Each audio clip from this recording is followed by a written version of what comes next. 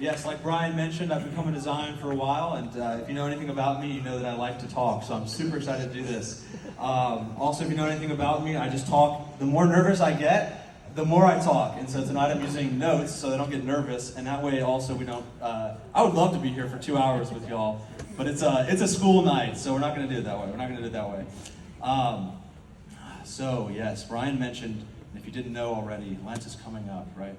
So I want to tell you all about my first Lent as a seminarian, spring of 2021.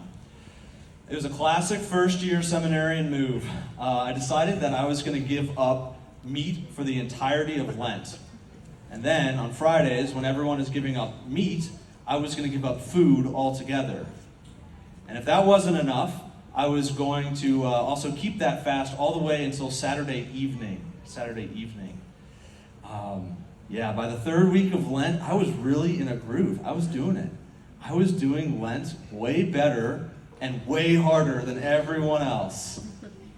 That Sunday morning, I woke up, ate a hearty breakfast, I tore into it, and I instantly felt sick. It felt like food poisoning, right?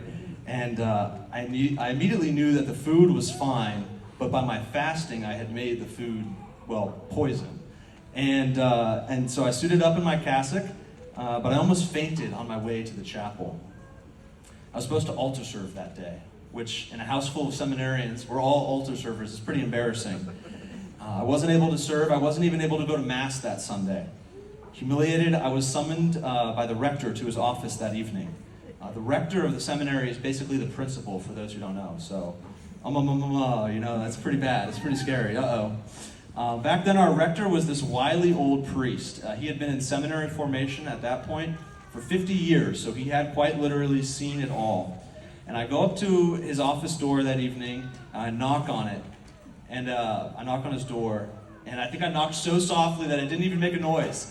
And so then I knocked again. I waited for a long time. I knocked again. I think it made a little bit more of a noise, and he beckoned me inside. And I don't think that I've ever opened a door more slowly in my life. Right? It's like so slow, so sheepish.